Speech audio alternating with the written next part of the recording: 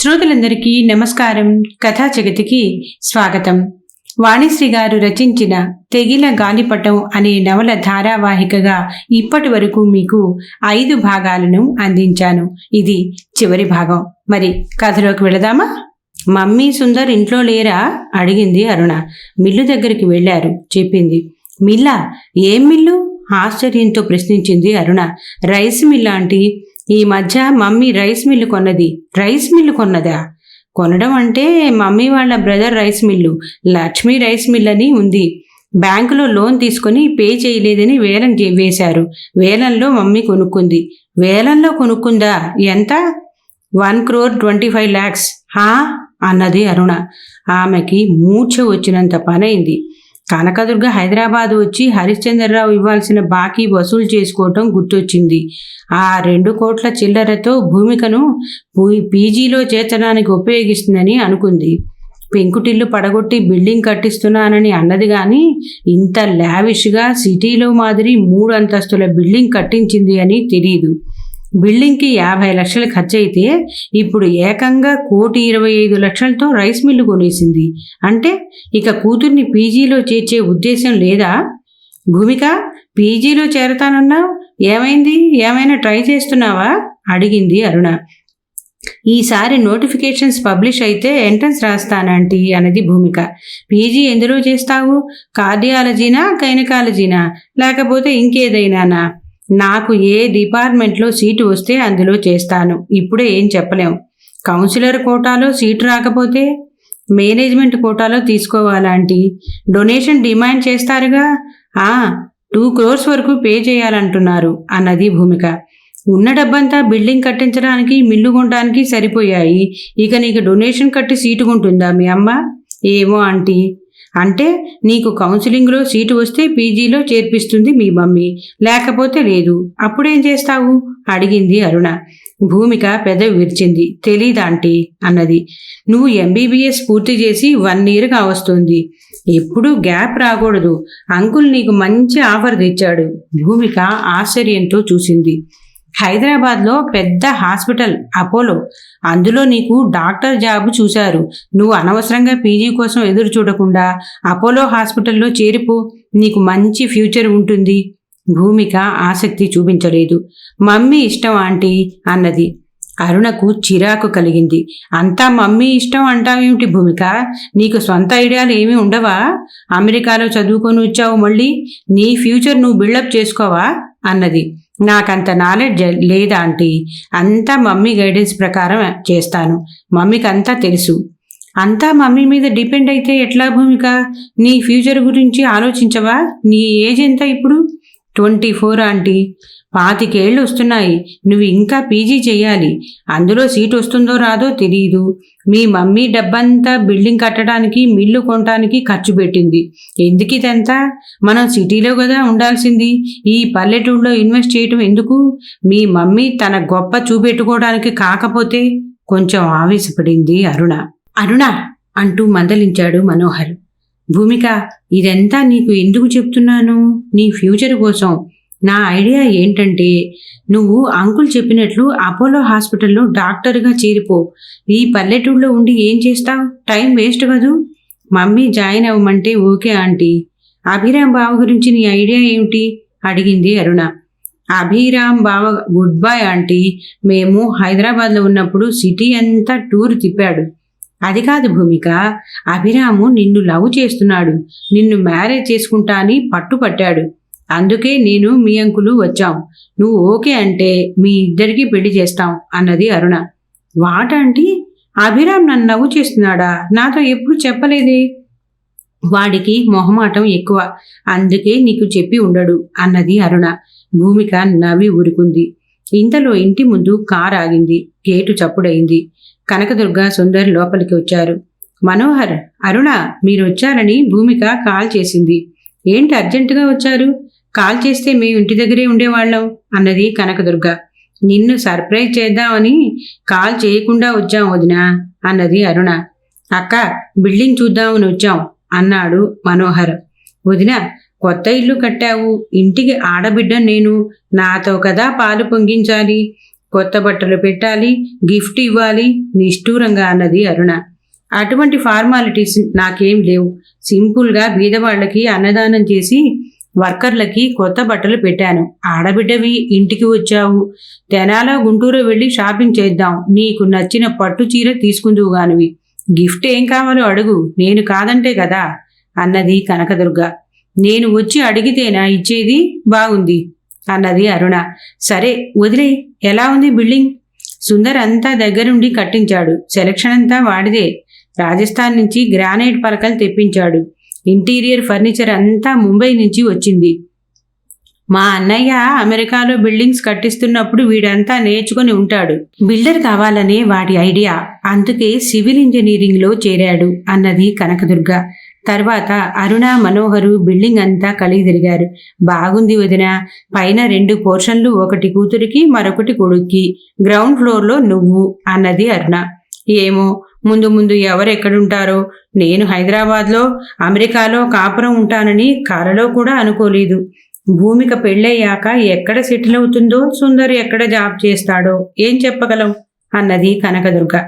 అంతే అన్నది. ఇంతలో వంట ఆమె భోజనాలు రెడీ చేశానమ్మా అని చెప్పింది. మీరు స్నానాలు చేయండి, లంచ్ చేద్దాం అన్నది కనకదుర్గ. అరుణ, మనోహరు ఫస్ట్ ఫ్లోర్లో తమ లగేజ్ ఉంచిన రూమ్కి వెళ్లారు. ఆ రాత్రి డిన్నర్ ముగిసి పడుకోబోయే ముందు తల్లితో చెప్పింది భూమిక. మేనత్త తనకు అపోలో హాస్పిటల్లో జాబ్ చూసిన సంగతి, అభిరామ్ తనను ఇష్టపడుతున్నాడని, పెళ్లి చేసుకోవటం అదంతా వివరించింది. కనకదుర్గ విని కొట్టింది. ఏం కామెంట్ చేయలేదు. మర్నాడు అరుణ, మనోహర్లని మిల్లుకి తీసుకెళ్లి చూపించింది. ఇంటికి తన తండ్రి లెనిన్ బాబు పేరు, రైస్ మిల్లుకి తన అన్నయ్య సూర్యకిరణ్ పేరు పెట్టినందుకు అరుణ సంతోషించింది. అరుణ వద్దంటున్నా తెనాలి తీసుకెళ్లి ఆమెకు పట్టుచీర, మనోహర్కి, అభిరామ్కి షూటింగు తీసుకుంది. అరుణ సెలెక్ట్ చేసిన డైమండ్ నెక్లెస్ కొనిచ్చింది కనకదుర్గ. షాపింగ్కి వెళ్ళి తిరిగి వచ్చేసరికి రాత్రి బాగా లేట్ అయింది. అరుణ ఆ రాత్రి ఏమీ మాట్లాడలేదు. తెల్లవారి బ్రేక్ఫాస్ట్ ముగించాక అసలు సంగతి ఎత్తింది. వదిన, ఇప్పుడు మేము ఎందుకు వచ్చామంటే, అభిరామ్కి పెళ్లి చేయాలనుకుంటున్నాం. వాడు భూమికను ఇష్టపడుతున్నాడు. ఏమంటావు? సారీ అరుణ, భూమిక పీజీ చెయ్యాలి, ఆ తర్వాతే పెళ్ళి అన్నది. అయితే భూమిక పీజీ చేసే వరకు ఆగమంటావా? ఆ సంగతి ఇప్పుడే అనుకోవటం కరెక్ట్ కాదు. చూస్తున్నాంగా, ఎంగేజ్మెంట్ అయినవే పెళ్లి దాకా రావటం లేదు. భూమిక పీజీలో చేరటం ఖాయం. అది స్టడీస్లో ఉన్నప్పుడు ఎవరినైనా ఇష్టపడుతుందేమో. ఫ్యూచర్లో ఏదైనా జరగచ్చు. అందుకని అభిని పెళ్లి చేసుకోకుండా ఆగమని చెప్పలేను. కుండ బద్దలు కొట్టింది కనకదుర్గ. అరుణ ముఖం మార్చుకుంది. కనకదుర్గ చెప్పిన దాన్ని అర్థం చేసుకున్నాడు మనోహర్. ఆమెకు తమ అభిరామ్కిచ్చి భూమికతో పెళ్లి చేయటం ఇష్టం లేదు. గతంలో జరిగింది ఆమె ఎలా మర్చిపోతుంది? అప్పుడు కనకదుర్గ భూమికను అభిరామ్కిచ్చి పెళ్లి చేద్దాం అంటే అరుణ ససేమిరా అన్నది. పెద్ద సంబంధం చెయ్యాలని ఆశపడింది. మేఘన కంపెనీ ఎండి కూతురుతో అభిరామ్ డేటింగ్ చేస్తున్నాడని చెప్పింది. అప్పుడు కాదని ఇప్పుడు వచ్చి అడిగితే కనకదుర్గ ఎలా ఒప్పుకుంటుంది? ఎవరికైనా సెల్ఫ్ రెస్పెక్ట్ ఉంటుంది కదా అనుకున్నాడు. అసలు మనోహర్కి ఇలా వచ్చి అడగటం ఇష్టం లేదు. అరుణ బలవంతం మీద రావాల్సి వచ్చింది. తనకు హోప్స్ ఏమీ లేవు. మా వదినను ఒప్పిస్తాను అంటూ తనను తీసుకొచ్చింది అరుణ. అరుణ, మనోహరు నిరాశపడి తిరుగు ప్రయాణం అయ్యారు. అప్పుడు భూమికతో చెప్పింది కనకదుర్గ. అభిరామ్ తన గర్ల్ ఫ్రెండ్ ప్రియాంక అనే అమ్మాయితో పబ్బులో తాగి బయలుదేరి ప్రియాంక డ్రైవ్ చేస్తున్నప్పుడు ఆ కారుకు యాక్సిడెంట్ అయింది. పేవ్మెంట్ మీద పడుకున్న నలుగురికి తీవ్రమైన గాయాలయ్యాయి. అందులో ఒక వ్యక్తి ఆసుపత్రిలో చనిపోతే ప్రియాంక అడ్డం తిరిగింది. డ్రైవ్ చేసింది అభిరామ్ అని నేరం అతని మీద పెట్టింది. ఆమె మేఘనా కంపెనీ డైరెక్టర్ కూతురు. ఆమె తన కోడలవుతుందని అరుణ ఆశపడింది. అంతా రివర్స్ అయింది. పోలీస్ కేసు అయింది. గాయపడిన వాళ్ళు, దిక్కులేని వాళ్ళు, డబ్బుతో కేసు నీరు కారింది.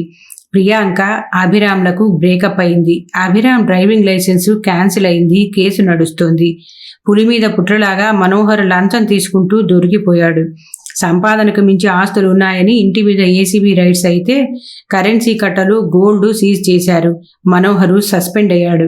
ఇప్పుడు అక్కడ సొసైటీలో వాళ్ళ కుటుంబం అన్పాపులర్ అయింది. అందుకని ఇప్పుడు వాళ్ళ దృష్టి తమ మీద పడింది. అమెరికా నుంచి వచ్చి వాళ్ళ ఇంట్లో ఉన్నప్పుడు గతి లేక ఉంటున్నామని అరుణ చిన్న చూపు చూసింది. మన దగ్గర డబ్బు లేదని అనుకున్నది. ఇప్పుడు మనం ఇక్కడికి వచ్చి బిల్డింగ్ కట్టుకుని రైస్ మిల్ కొనుక్కొని పచ్చగా ఉన్నామని తెలుసుకుంది. అక్కడ జరిగిన సంగతులు మనకు తెలియవని అనుకుంది. మమ్మీ, నీకు ఈ సంగతులన్నీ ఎలా తెలుసు అడిగింది భూమిక. ఇవన్నీ దాస్తే దాగే సంగతులా? ఇప్పుడు ఎక్కడ ఏం జరిగినా క్షణాల్లో లోకమంతా తెలిసిపోతుంది. టీవీలో బ్రేకింగ్ న్యూస్ వస్తుంది, న్యూస్ పేపర్లలో అచ్చయిపోతుంది. నువ్వు న్యూస్ ఫాలో కావటం లేదు, అందుకే నీకు తెలీదు కూతురితో చెప్పింది కనకదుర్గ. దేవసేనమ్మ కూతురికి కాల్ చేసి ఒకసారి ఇంటికి రమ్మన్నది. తండ్రికి ఏవైనా బాగాలేదా అని ఆదుర్తపడుతూ వెళ్ళింది. స్వామిరాజు హాల్లో కూర్చుని వియ్యంకుడు పురుషోత్తంతో మాట్లాడుతూ కనిపించాడు. అమ్మయ్య అని ఊపిరి పీల్చుకుంది. నమస్కారం మావయ్య గారు అంటూ పురుషోత్తంని పలకరించింది కనకదుర్గ. ఏమ్మా దుర్గా, బాగున్నావా అన్నాడు పురుషోత్తం. బాగున్నాను మావయ్య గారు. నీ గురించి మా గీతాలక్ష్మి చెప్పింది. మీ ఆయన అమెరికాలో చనిపోయాడటగా. ఫైర్ యాక్సిడెంట్లో చాలా నష్టం వచ్చిందని బాధపడింది. ఏం చేస్తాం, రోజులన్నీ మనవి కావు. అనుకున్నవి జరగవు, అనుకోనివి జరుగుతాయి, విధిరాత. పురుషోత్తం మాట్లాడుతూ ఉంటే కనకదుర్గ మౌనంగా ఉన్నది. పురుషోత్తం చాలా లౌక్యుడు అని పేరుంది. సామాన్యంగా ఈయన కిష్కిందాపురం రాడు. ఏదైనా ఫంక్షన్ ఉన్నప్పుడు భార్యా సమేతంగా వచ్చేవాడు. ఇప్పుడు ఒంటరిగా పనిమాలా వచ్చాడంటే ఏదో పెద్ద విశేషమే ఉంది అనుకున్నది. కొంచెంసేపు అక్కడ నిలబడి పురుషోత్తం మాటలు విన్నది. అమెరికా నుంచి వచ్చేసావటగా, మంచి పని చేశావు. అక్కడికి వెళ్ళిన వాళ్ళు అక్కడే పాతుకుపోతూ ఉంటారు, తిరిగి రారు. ఊరికి వచ్చేసి ఉంటున్నావని చెప్పింది మా అమ్మాయి. కొత్త ఇల్లు కట్టుకున్నావటగా, బాగుంది. రైస్ మిల్లు వేలంలో కొనుక్కున్నావని తెలిసింది. మంచి పని చేశావమ్మాయి. బయటి వాళ్ళకి పోకుండా పరువు నిలబెట్టావు. కనకదుర్గ మొహమాటంగా నవ్వి, మాట్లాడుతూ ఉండండి, అమ్మ దగ్గరికి వెళ్ళొస్తానని ఇంట్లోకి వెళ్ళింది. ఏమిటమ్మా, మీ వియ్యంకుడు వచ్చాడు అని తల్లిని పలకరించింది. ఏమిటంటే మీ అన్న చేసిన నిర్వాకం అన్నది చిరాకుగా దేవసేనమ్మ. ఏమైందమ్మా? సోనాలి అని ఒక పిల్లని ఉంచుకున్నాడు మీ అన్న. ఇన్నాళ్ళు చాటుమాటుగా మిల్లులోనే ఒక మూల రేకుల షెడ్డులో ఉంచాడు. మిల్లు లేకుండా పోయాక దాన్ని తీసుకెళ్లి పొలంలోని ఇంట్లో పెట్టాడు అని చెప్పింది దేవసేనమ్మ. ఆ సంగతి నాకు తెలుసమ్మా. డ్రైవర్గా ఉండే నాయక్ పెళ్ళామట కదా, అతను చనిపోయాక అన్నయ్య చేరదీశాడటగా. అది ఎర్రగా బుర్రగా ఉంటుందిలే, దానివల్ల పడిపోయాడు. ఎందుకమ్మా ఆ పిల్లనంటావు? నీ కొడుకు తక్కువవాడా? ఆ పిల్లని మాయ మాటలతో లొంగ తీసుకున్నాడని ఎందుకు అనుకోవు? ఒంటరి ఆడది, దిక్కు లేకుండా ఉన్నది, మగ తోడు కోసం పడి ఉంది అంది కనకదుర్గ. ఏదో ఒకట్లేవే, ఇప్పుడు అదే కొంప ముంచింది. వీడు ఇంటికి రాకుండా దాంతోనే కురుకుతున్నాడు. మీ వదిన నిలదీస్తే చెయ్యి చేసుకున్నాడట. మీ వదిన అలిగి పుట్టింటికి పోయింది చెప్పింది దేవసేనమ్మ. అదన్నమాట సంగతి. అందుకని వచ్చాడన్నమాట మీ వియ్యంకుడు అంటూ నవ్వింది కనకదుర్గ. నీకు నవ్వులాటగా ఉంది, చిరాకు పడింది దేవసేనమ్మ. నవ్వక ఏడవమంటావా? ఊరికి సర్పంచ్, ఎంత హుందాగా ఉండాలి. పెద్ద మనిషి తరహా ఏది?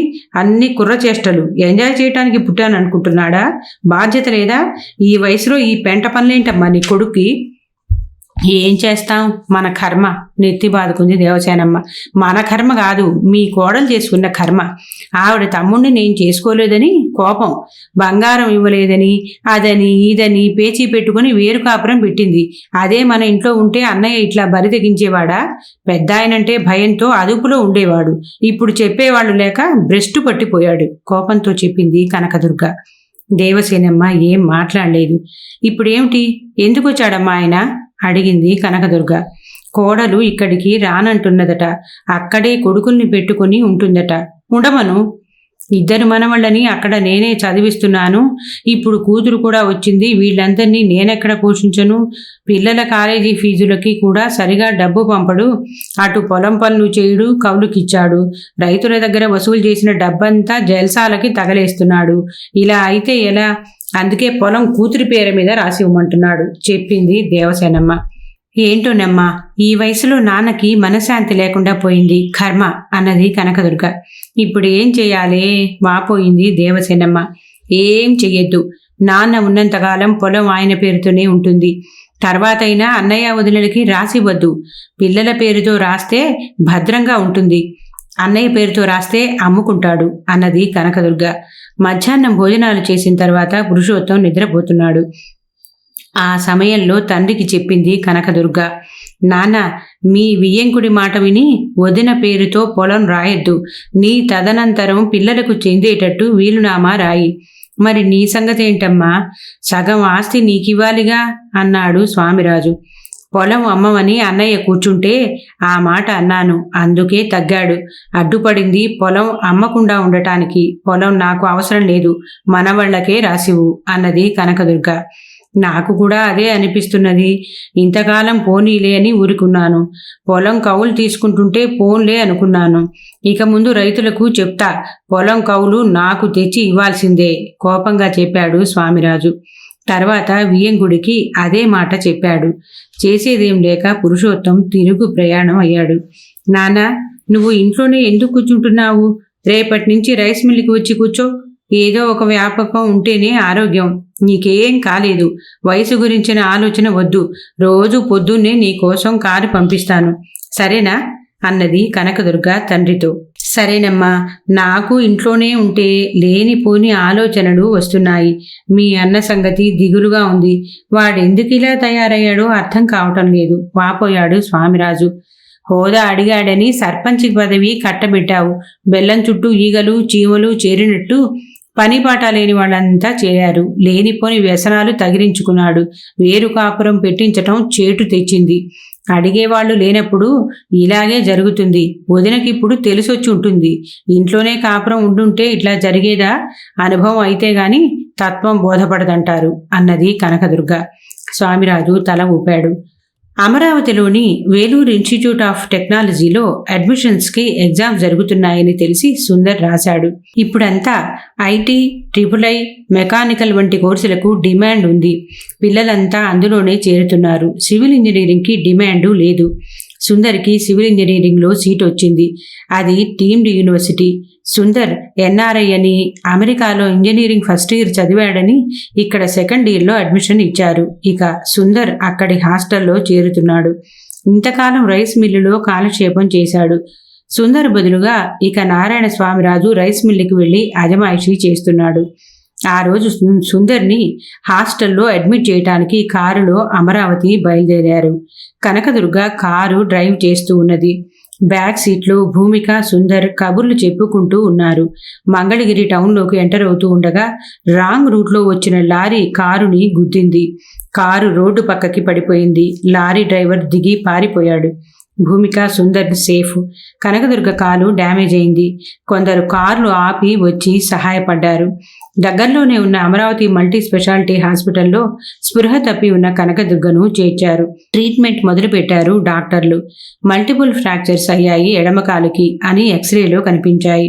సర్జరీ చేసి ప్లేట్ అమర్చి కట్టు కట్టారు. మేడం, ఇప్పట్లో కాలు నేల మీద పెట్టడానికి వీల్లేదు. 2 నెలలు బెడ్ రెస్ట్ అన్నారు డాక్టర్లు.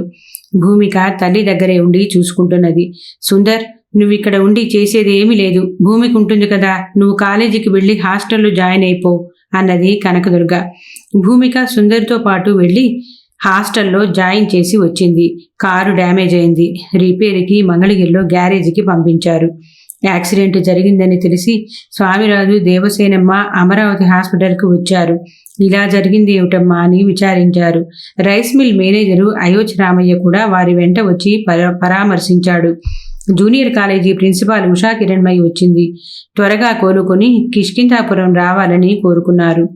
పోలీసులు లారీ డ్రైవర్ కోసం గాలిస్తున్నారు.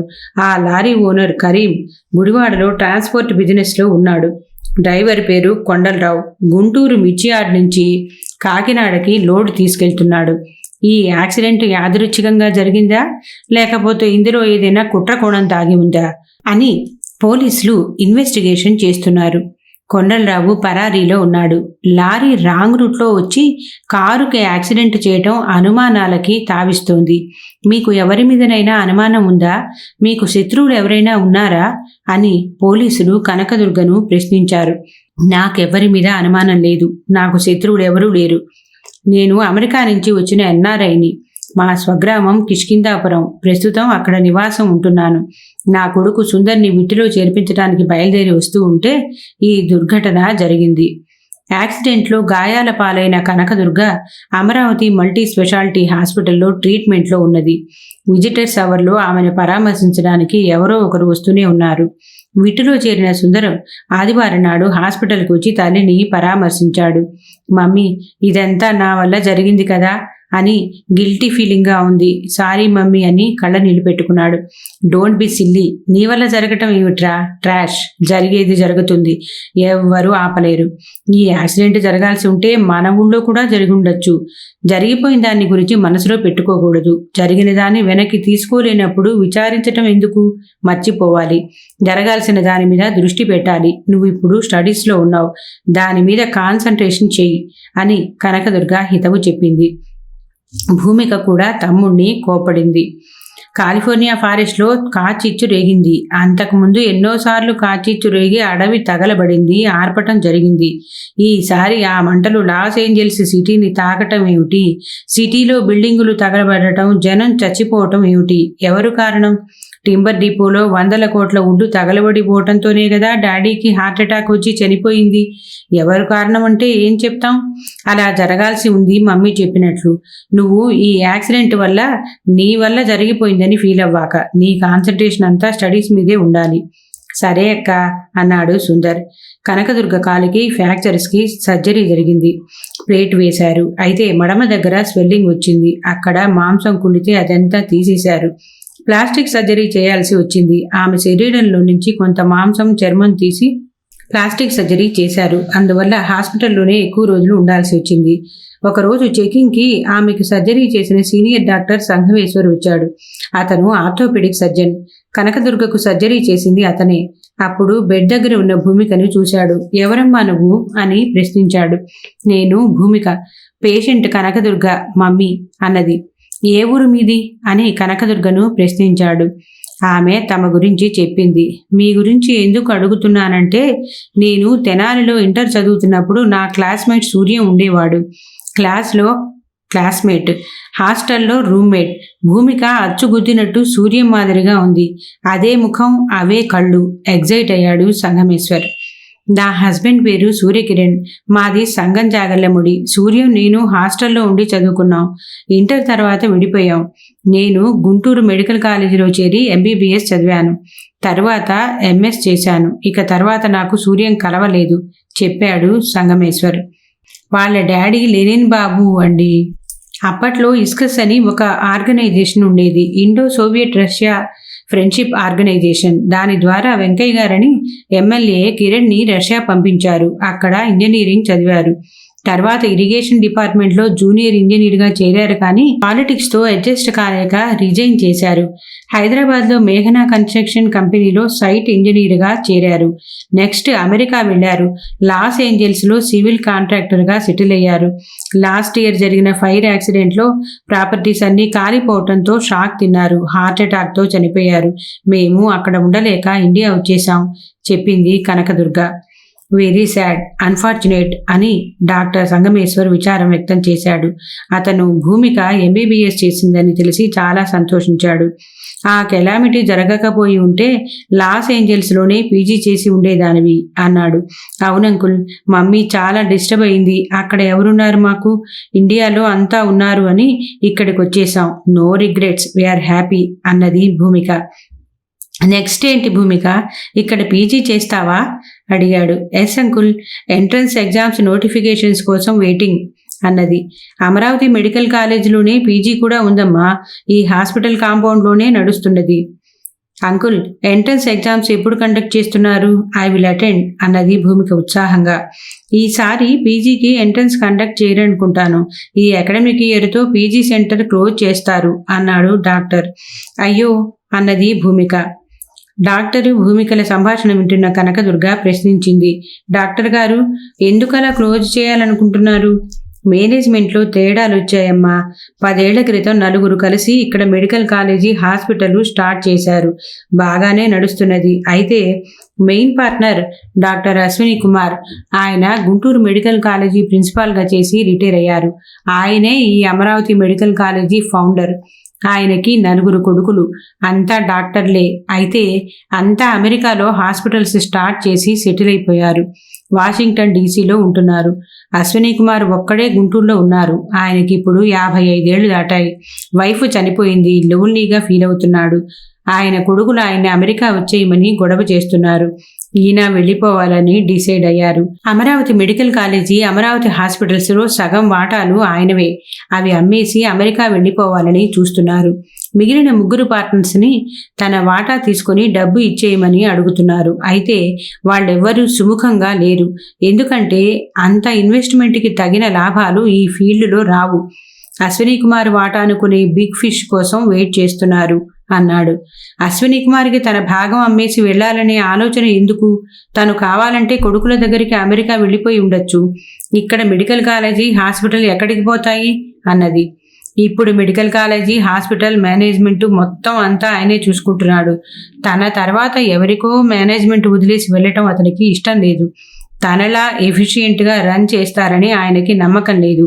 మేనేజ్మెంట్లో మిస్యూజ్ జరిగితే అసలుకే ఎసరు వస్తుందని ఆయన ఆలోచన అన్నాడు.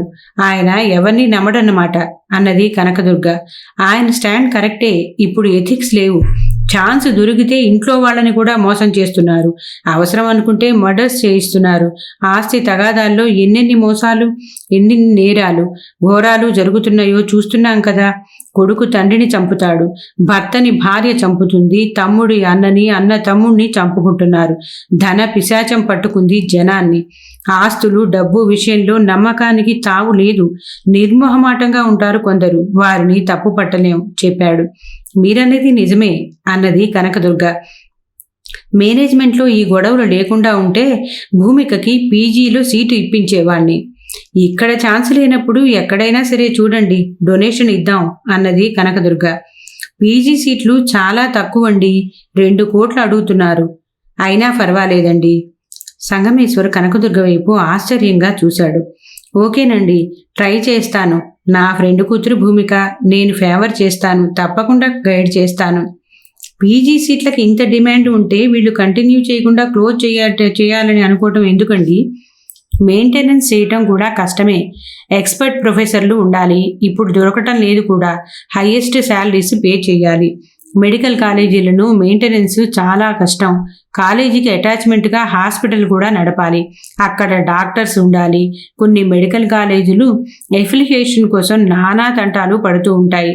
ఇన్స్పెక్షన్కి అధికారులు వచ్చినప్పుడు ఎవరెవరినో హాస్పిటల్స్లో పేషెంట్లుగా పడుకోబెడతారు. అదంతా ఒక్కోసారి బయటపడి గొడవ అవుతుంది కూడా నవ్వుతూ చెప్పాడు Sangameshwar. Amaravati medical college, Amaravati super speciality hospital ఎంత వాల్యూ చేస్తుంది సార్ అడిగింది కనకదుర్గ. ఎంతంటే 10 ఏళ్ల క్రితం అశ్విని కుమార్ వాళ్ళు 22 ఎకరాలు కొని స్టార్ట్ చేశారు. అప్పుడు ఎకరం 50 లక్షలు. కాంపౌండ్ వాళ్ళు, బిల్డింగ్ కోసం 25 కోట్లు అయింది. ఇప్పుడు మార్కెట్ రేటు చాలా పెరిగింది. అమరావతి క్యాపిటల్కి దగ్గరగా ఉంది. చాలా కొత్త కాలనీలు వస్తున్నాయి. ఇప్పుడు ల్యాండ్ వాల్యూ ఎకరం 10 కోట్ల వరకు ఉంది. ఈ బిల్డింగ్స్ ఇప్పుడు కట్టాలంటే 50 కోట్లు చాలవు అన్నాడు. కనకదుర్గ ఆలోచనలో పడటం చూసి డాక్టర్ అడిగాడు. మేడం, మీరు ఈ ఫీల్డ్లో ఇన్వెస్ట్ చేస్తారా? కొనే ఆలోచన ఉందా? అదే ఆలోచిస్తున్నాను కాన్ఫిడెంట్గా అన్నది కనకదుర్గ. డాక్టర్ అశ్విని కుమార్ 100 కోట్లు ఇచ్చేవాళ్ళుంటే అమ్మేస్తారు. అది ఆయన భాగం. అవునండి, ల్యాండ్ వాల్యూని అంత ఉంది కదా. ఎప్పటికైనా బంగారమే. కాలేజీ, హాస్పిటల్ నడవక అమ్మేసుకున్నా మన ఇన్వెస్ట్మెంట్కి ఢోకా లేదు. హాట్ కేక్లా అమ్ముడవుతుంది. అంటే 200 కోట్లు వాల్యూ చేస్తుందా ఇప్పుడే కాలేజీ, హాస్పిటలు? అవునండి. అంత ఇన్వెస్ట్ చేసే వాళ్ళు ఉంటారా? ఎందుకుండరండి, ఉన్నారు. మీలాంటి ఎన్ఆర్ఐలు, కార్పొరేట్ సంస్థలు ఉంటారు. మరి ఎవరైనా ముందుకొచ్చారా? ఎన్ఆర్ఐలు రియల్ ఎస్టేట్ మీద ఇన్వెస్ట్ చేస్తారు. ల్యాండ్ కొనటం, అపార్ట్మెంట్స్ కన్స్ట్రక్షన్ చేసి అమ్మేయటం, క్యాష్ రొటేషన్ అవుతూ ఉంటుంది. 100% ప్రాఫిట్ వస్తుంది. ఇటువంటి కాలేజీలు, హాస్పిటల్స్ మీద అంత ప్రాఫిట్ ఉండదు. నిజమేనండి. కార్పొరేట్ కంపెనీలు ఇట్లా సగం భాగాలు కొనటానికి ఇష్టపడరు అన్నాడు డాక్టర్. అవునులేండి, పార్ట్నర్షిప్స్తో తలనొప్పి. వాళ్ళెందుకు పడతారు? మీకు ఇంట్రెస్ట్ ఉంటే చెప్పండి, అశ్విని కుమార్ గారితో మాట్లాడదాం అన్నాడు. నాకెందుకండి ఈ పార్ట్నర్షిప్ తలనొప్పులు అని నవ్వింది కనకదుర్గ. డాక్టర్, మమ్మీ ఇంకా ఎన్ని రోజులు ఇక్కడ ఉండాల్సి వస్తుంది అడిగింది భూమిక. ప్లాస్టిక్ సర్జరీ చేశారు కదా, గాయం మానాలి, కాలు కింద పెట్టకూడదు, రాడ్స్ వేశారుగా, స్కిన్ కూడా డెవలప్ కావాలి, టైం పడుతుంది, రోజులు కాదు 2 నెలలు ఉండాలి అన్నాడు డాక్టర్. ఇక్కడే ఉండాలా సార్? ఇంటి దగ్గర డ్రెస్సింగ్ చేసేవాళ్ళు ఉంటే 10 రోజుల తర్వాత వెళ్ళిపోవచ్చు. మేడం, మీరు డైలీ 4 ఎగ్ వైట్స్ తినాలి, ఫ్రూట్స్ వాడండి అన్నాడు డాక్టర్. థ్యాంక్ యూ డాక్టర్ చెప్పింది భూమిక. డాక్టర్ వెళ్ళిపోయాడు. తర్వాత భూమిక అడిగింది, మమ్మీ, ఈ మెడికల్ కాలేజీ హాస్పిటల్ కొనేస్తావా? మొత్తం అమ్మితే కొంటాను, ఈ 50-50 బిజినెస్ అయితే వద్దు, హెడేక్ పార్ట్నర్స్తో అన్నది కనకదుర్గ. హెడేక్ ఏముంటుంది, అకౌంట్స్ ఉంటాయిగా. అక్కడే హెడేక్. అకౌంట్స్లో 2 రకాలు ఉంటాయి, బ్లాక్ అండ్ వైట్ అని నవ్వింది కనకదుర్గ. భూమిక తల్లితో బ్రేక్ఫాస్ట్ చేయిస్తున్నది. ఇంతలో ఒక నర్సు వచ్చి, మేడం, మీకోసం ఒక పోలీస్ ఆయన వస్తున్నారు, మీ గురించి ఎంక్వైరీ చేశారు అన్నది. తన దగ్గరికి పోలీసులు రావటం మామూలే. యాక్సిడెంట్ అయిన తర్వాత అప్పుడప్పుడు వచ్చి ఏవేవో అడుగుతూ ఉంటారు. మీకు విరోధులు ఎవరైనా ఉన్నారా, మీకు ఎవరి మీదనైనా అనుమానం ఉందా, ఇటువంటివి తిప్పి తిప్పి అడుగుతూ ఉంటారు. మంగళగిరి పోలీసులు కాక క్రైమ్ బ్రాంచ్ పోలీసులు కూడా వస్తున్నారు. కేసు ఒకరి నుంచి మరొకరికి ట్రాన్స్ఫర్ అవుతూ ఉంది. ఇప్పుడు సిఐడి పోలీసులు వచ్చారేమో అనుకుంది కనకదుర్గ. ఆ వచ్చే పోలీసు కోసం రెడీగా కూర్చుంది. ఎలా ఉన్నావే? రూంలోకి దూసుకొచ్చి అడిగింది డాక్టర్ నీరజ. ఆమె వెనకే మహేంద్ర. అతను యూనిఫామ్లో ఉండటం ఆమెకు ఆశ్చర్యం కలిగించింది. ఆయన డ్యూటీ హైదరాబాద్లో, మంగళగిరికి యూనిఫామ్లో రావటం ఏమిటి? చూస్తున్నావుగా, బెడ్ రిడన్ అన్నది కనకదుర్గ. ఏదో ఒక పని నెత్తినేసుకొని బొంగరంలా తిరుగుతూ ఉంటావు, రెస్ట్ తీసుకోమని దేవుడు నీకు యాక్సిడెంట్ చేయించాడు అని నవ్వింది నీరజ. అవునులే, శివుడాజ్ఞ లేనిదే చీమైనా కుట్టదంటారుగా, దేవుడు చేయించాడు అనుకోవాలి అంటూ మహేంద్ర వైపు ఎగాదిగా చూసింది. హౌ ఆర్ యు మేడం అన్నాడు అతడు. జరుగుబాటుంటే జ్వరమంత సుఖం లేదని ఇప్పుడంతా బెడ్ దగ్గరికే వస్తున్నాయి, రెస్ట్ తీసుకుంటున్నా అన్నది కనకదుర్గ నవ్వుతూ. మీరేమిటి ఇక్కడ యూనిఫామ్లో ప్రశ్నించింది కొంచెం ఆశ్చర్యంతో. మీకు చెప్పలేదు కదూ, నాకు ట్రాన్స్ఫర్ అయింది, నేనిప్పుడు మంగళగిరిలో డిఎస్పిని అన్నాడు మహేంద్ర. యాక్సిడెంట్ ఎట్లా అయింది అని నీరజ అడుగుతుంటే చెప్పింది కనకదుర్గ. గాడ్ ఈజ్ గ్రేట్, నాకు కాలు విరిగితే విరిగింది, నో ప్రాబ్లం, పిల్లలకేం కాలేదు లక్కీగా అన్నది. ఇప్పుడు మీ యాక్సిడెంట్ మా దగ్గరే పెండింగ్ ఉంది, ఆ లారీ డ్రైవర్ కోసం వెతుకుతున్నాం, వాడు దొరికితే కేసు ఒక కొలిక్కి వస్తుంది, యాక్సిడెంటల్గా జరిగిందా లేదైనా ఇంకేదైనా ఉందా అనేది తెలుస్తుంది అన్నాడు మహేంద్ర. ఎవరైనా యాక్సిడెంట్ చేయించారని అనుమానిస్తున్నారా అని నీరజ అడిగింది. అనుమానం ఉంది, లారీవాడు రాంగ్ రూట్లో వచ్చి యాక్సిడెంట్ చేశాడు, కావాలనే చేసినట్టుంది అన్నాడు మహేంద్ర. దీన్ని టార్గెట్ చేసింది ఎవరై ఉంటారు? మర్డర్ చేయించాలన్నంత ద్వేషం ఎవరికి ఉంటుంది అడిగింది నీరజ. ఏ మనిషికైనా కారణం లేకుండా ద్వేషం పుట్టే అవకాశం లేదు. ఏదో ఒక స్వార్థంతో మనిషి క్రూర జంతువుగా మారిపోతూ ఉంటాడు, అందుకే ఈ క్రైమ్స్ జరిగేది అన్నాడు మహేంద్ర.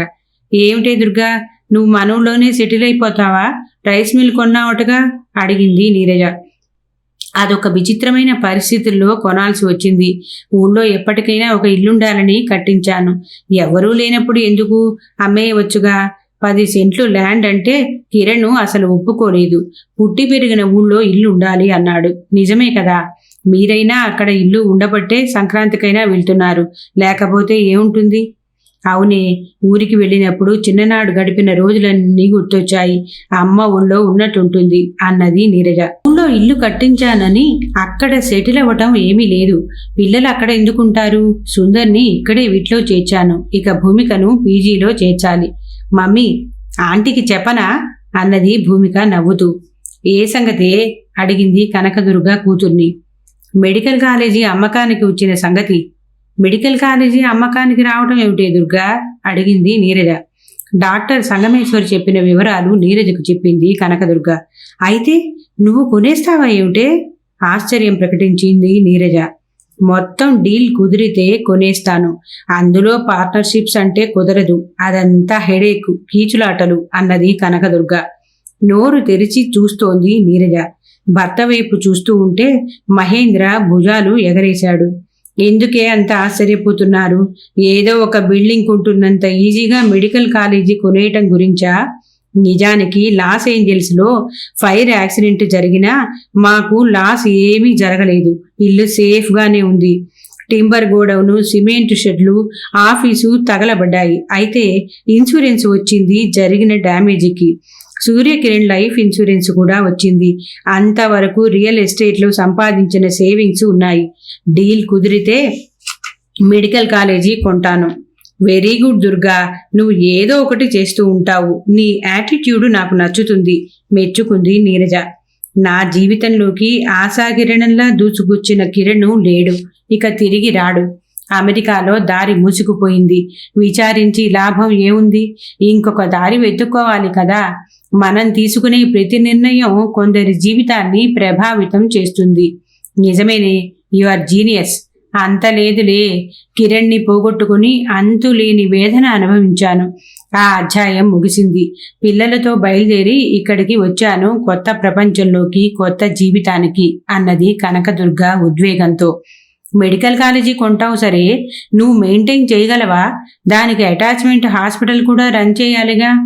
నాకు మేనేజ్మెంట్ స్కిల్ చిన్నప్పటి నుంచి ఉంది. ఏదైనా చేయగలను అనే నమ్మకం ఉండేది. ఏమీ చేయకుండా భయపడుతూ ఉండటం కంటే ఏదైనా చేసి చూపించి గర్వపడటం థ్రిల్ కలిగిస్తుంది.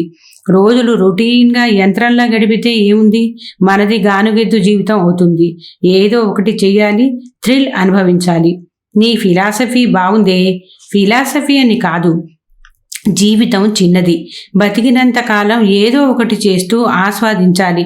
సమస్యలు వస్తూ ఉంటాయి, వాటిని సాల్వ్ చేసుకుంటూ పోతుండాలి, చెప్పింది కనకదుర్గ. నువ్వున్న పరిస్థితుల్లో వేరే వాళ్ళైతే బెంబేలెత్తిపోయేవాళ్ళు.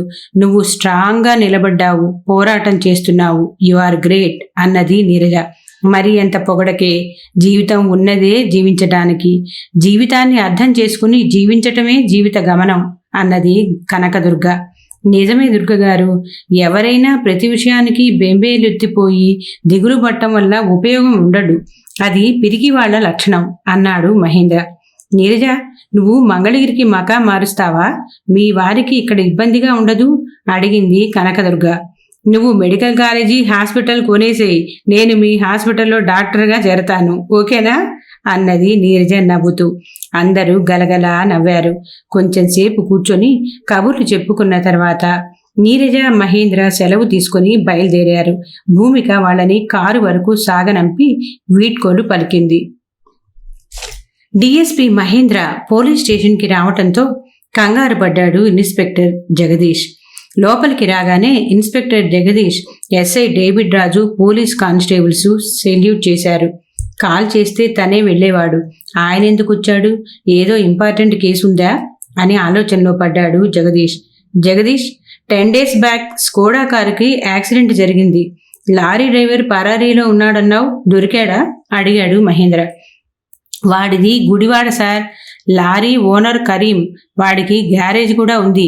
గుడివాడ పోలీసులకి ఇన్ఫార్మ్ చేశాం, ఇంకా రిప్లై రాలేదు సార్ చెప్పాడు జగదీష్. యాక్సిడెంటా? డే టైంలో రాంగ్ రూట్లో వచ్చాడు లారీ డ్రైవర్. కావాలని చేశాడేమో అని సస్పెక్ట్ చేశాం. డ్రైవర్ దొరికితే గానీ తెలీదు. Important case. ఆ స్కోడా నా వైఫ్ క్లోజ్ ఫ్రెండ్ది, తెలుసుగా. ఇప్పుడు ఆమె అమరావతి హాస్పిటల్లో ఉంది. గుడివాడకు వెళ్ళి అక్కడ పోలీసులను తీసుకొని ముందు ఆ కరీంను అరెస్ట్ చేసి తీసుకురండి. ఎస్ సార్ అన్నాడు సిఐ జగదీష్. డిఎస్పీ వెళ్ళిన తర్వాత ఎస్ఐ డేవిడ్ రాజుని, 4 కానిస్టేబుళ్లని గుడివాడ పంపించాడు జగదీష్. మహేంద్ర గుడివాడ డిఎస్పీతో కేసు గురించి మాట్లాడాడు. కరీంని అరెస్టు చేసి మంగళగిరి తీసుకొచ్చారు. అతనికి 50 ఏళ్లుంటాయి. భారీ శరీరం. అతనిలో ఏమాత్రం భయం కనిపించలేదు. ఎంతో నిబ్బరంగా, గంభీరంగా ఉన్నాడు. చెప్పు కరీం, కొండలరావుతో యాక్సిడెంట్ ఎందుకు చేయించావు? గద్దించి అడిగాడు జగదీష్. యాక్సిడెంట్ నేను చేయించటం ఏంటి సార్? గుంటూరు మిర్చియాడ్ నుంచి లోడు ఎత్తి కాకినాడలో దించాలి. అందుకే కొండలరావుని పంపించాను. వాడు యాక్సిడెంట్ చేశాడు. నేను చేయించటం ఏమిటి సార్? ఇందులో నాకేం సంబంధం అన్నాడు కరీం. గుంటూరు నుంచి బయలుదేరిన వాడు మంగళగిరి దగ్గర వెనక్కు తిరిగి మళ్ళీ గుంటూరు వైపు ఎందుకు వెళ్ళాడు? రాంగ్ రూట్లో వెళ్ళి యాక్సిడెంట్ చేశాడు. అది పట్ట పగలు. కావాలని చేసిందని తెలిసిపోతూనే ఉందిగా. వాడెందుకు అలా చేశాడో నాకెలా తెలుస్తుంది సార్? 10 రోజులైనా కొండలరావు దొరకలేదు.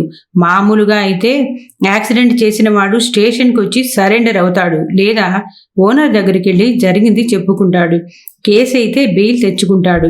వాడు ఇదేం చెయ్యలేదంటే వాడు కావాలనే యాక్సిడెంట్ చేశాడు. కరీం మాట్లాడలేదు. నోరు విప్పవేన్రా బద్మాష్, మా మర్యాదలు చేస్తే గానీ చెప్పవా? కళ్ళెర్ర చేశాడు జగదీష్. అప్పుడు కరీంలో భయం కనిపించింది. నాకేం తెలియదు సార్, వణుకుతూ అన్నాడు. పెద్దవాడివని చూస్తున్నాను, మర్యాదగా నిజం చెప్పు, ఎవరు చేయించారు ఈ యాక్సిడెంటు? కరీం ఎంత అడిగినా నోరు విప్పటం లేదు. తనకు తెలియదనే అంటున్నాడు. 3rd డిగ్రీ ప్రయోగించినా ఓర్చుకున్నాడు గాని ఏమీ చెప్పటం లేదు. కరీం సెల్ ఫోన్ను హ్యాండ్ ఓవర్ చేసుకుని దగ్గర పెట్టుకున్నాడు జగదీష్. డ్రైవర్ కాల్ చేస్తాడని ఎదురు చూస్తున్నాడు. మామూలుగా అయితే ఇది రొటీన్ కేసు. డిఎస్పీ ఇన్వాల్వ్ అవడంతో శ్రద్ధ చూపించాల్సి వచ్చింది. కరీం సెల్ ఫోన్లో కాల్ డేటా చూస్తున్నప్పుడు హరికృష్ణ పేరు కనిపించింది. ఆ నెంబర్కి కరీం నుంచి కనీసం 10 కాల్స్ వెళ్ళినట్టు రికార్డైంది. మహేంద్ర కనకదుర్గకి కాల్ చేశాడు. హరికృష్ణ ఎవరో తెలుసా మీకు? మా వదిన చిన్న తమ్ముడు. ఎందుకు అడుగుతున్నారు అన్నది కనకదుర్గ. పనుంది, తర్వాత చెప్తాను అన్నాడు మహేంద్ర. హరికృష్ణ నెంబర్కి కాల్ చేశాడు మహేంద్ర కరీం సెల్ నుంచి. కరీం భాయ్, మళ్ళీ ఏమిటి? చెప్పానుగా అన్నాడు హరికృష్ణ. వాడు డబ్బులు అడుగుతున్నాడు అన్నాడు మహేంద్ర. ఇచ్చానుగా, సరిపెట్టుకోండి. ముందు అనుకున్నది ఇవ్వాలిగా. వాడు పరారీలో ఉన్నాడు, ఇంటికి డబ్బు పంపించమని సతాయిస్తున్నాడు. చూద్దాం, ఇప్పుడైతే ఏం లేవు అన్నాడు హరికృష్ణ. మహేంద్ర ఇంటరాగేషన్ రూమ్లో కరీంని చావుగొట్టాడు.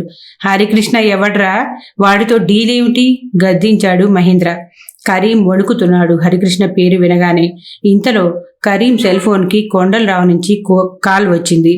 భాయ్, నేను బస్టాండ్ దగ్గర తిరుమల లాడ్జిలో ఉన్నాను, ఎవరితోనన్నా డబ్బులు పంపు, నా దగ్గర రూపాయి కూడా లేదు అన్నాడు. నువ్వు అక్కడే ఉండు, డబ్బు పంపుతాను అని మహేంద్ర కాల్ కట్ చేశాడు.